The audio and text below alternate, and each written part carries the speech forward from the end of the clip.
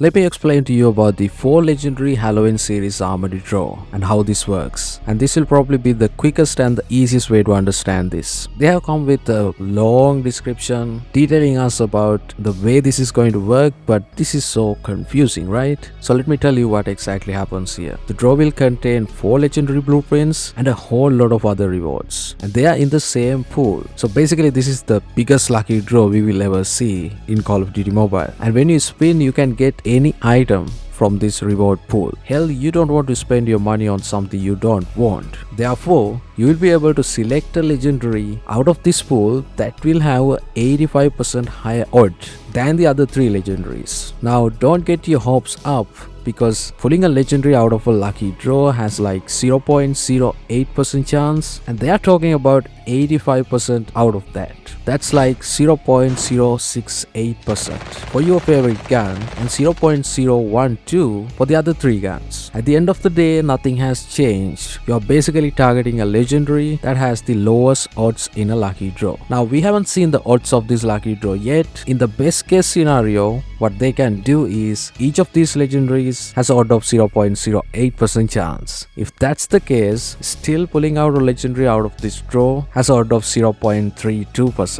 Look, I'm not trying to be cocky, I'm just trying to be realistic about their exaggerated information about this draw. The good thing is there will be milestone progress. At the end of this milestone progress, you will get a guaranteed legendary. Technically, this should be equal to the amount of money you would spend on any other lucky draw in the game. So whenever you spend money that you would normally spend on a lucky draw, you will get a legendary out of these 4 legendaries. And since your odds of pulling out that legendary is 85%, unless of course if you are really unlucky, you will get a different legendary. However, if that happens, the next time you reach the end of the milestone progress, you will get the legendary that you have selected in the first place. Now suppose you get lucky and get a legendary early. If that happens, your milestone progress will reset immediately. So basically you are now in a new lucky draw. So what I want you to understand is that although this lucky draw is supposed to be so big, it's actually 4 lucky draws combined together, and they have made it in a way that you will not get mad when you spend money that you would normally spend on a normal lucky draw, because a legendary is guaranteed.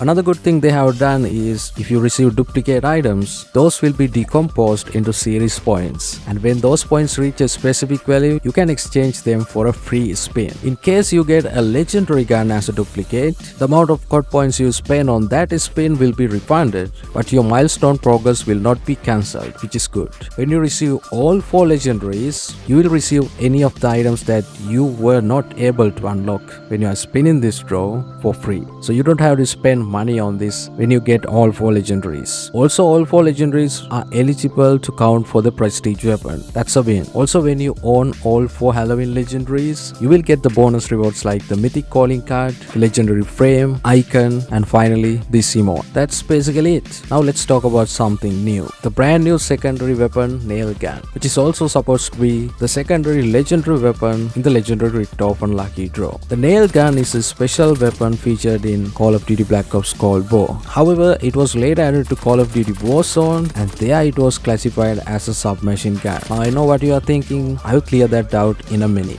In Call of Duty Mobile, what we can expect about this nail gun is as follows. The damage profile we can expect in Call of Duty Mobile is 50, 40, 30, and that is huge. However, there will not be any body multipliers like the headshot multiplier. Time to kill with this nail gun is 236 milliseconds, which will be one of the fastest killing full auto weapons in the game. If you could land all the nails in upper torso, it will dominate in close range. However, the flip side is the range drops significantly at 8 meters and after 16 meters. It has 508 RPM, and also it will have very less recoil. You'll probably not notice it. So although it was a submachine gun in Warzone, when it comes to multiplayer, it is not a submachine gun. It is a special secondary weapon. What is a special weapon? A special weapon is a category that has weapons like the thumper, crossbow, and D13 sector. So this nail gun falls into the same category. The nail gun has a base magazine capacity of 15, and interestingly, trophy system works against it. Now you will see this as a disadvantage, but you can actually put it into good use. You will need just 4 nails to destroy a trophy with with it. So suppose there's a trophy that you cannot reach directly, before you actually use your throwable, you can use the nail gun to destroy it. In Call of Duty Mobile Battle Royale also we can expect similar stats for the nail gun. And that was about the multiplayer and Battle Royale. What about the zombies? Nail gun is special in zombies. When you upgrade it via a pack-a-punch machine, it becomes the Redocorator, gaining an increased magazine size of 90 and will also deal massive damage to the zombies. So I hope you guys understand why we have both the Undead Siege and the zombie mode at the same time, and that is not a coincidence. There won't be Call of Duty zombies without Richtofen, right? So we get a legendary version of him and also the nail gun. Definitely a really good time to play Call of Duty Mobile. The CDL bundle that was leaked few seasons ago can also be expected in the 4th anniversary. But the truth is, I won't believe it until I see it in the store because they have done it before and I'm not buying it again. We didn't even get the Mac 10 Legacy in the global version. Like, come on, Call of Duty Mobile, release it already. The following leaks are brought to you by Dark Lord Slays, Murder Blast, Allian Gamer, and Amin GHX. Make sure you go and check them out. The links are in the description.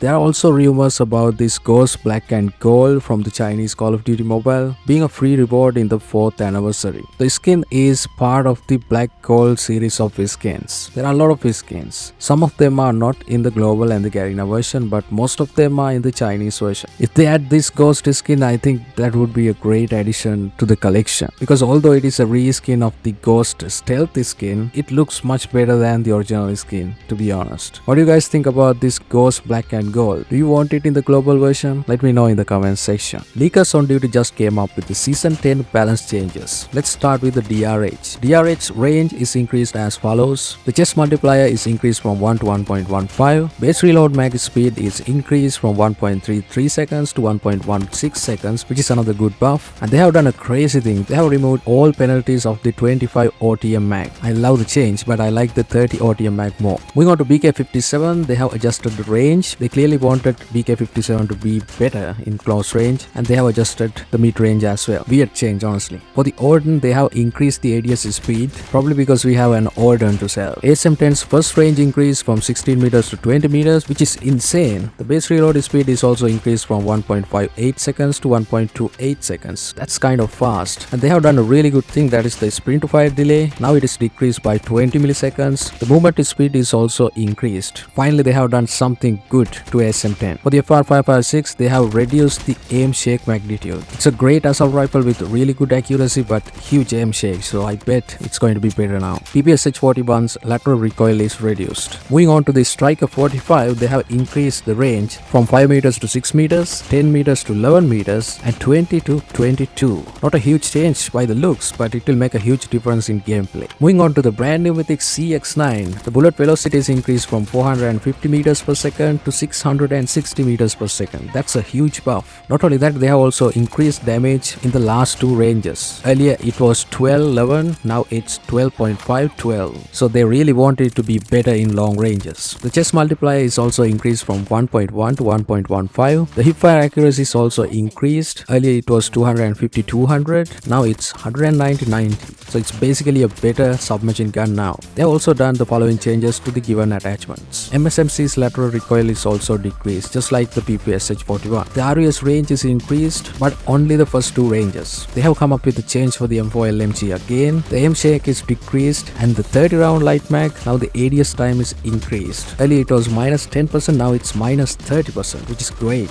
However, the bullet impact is reduced from 1.35 to 1.3. That's fair because 30 mag, it's more like an assault rifle. The final gun they have changed is the PDW. What they have done is revert the changes they have done in the last season. So the recoil buff is reverted to pre-buff version. Weird changes. Why did they buff it in the first place?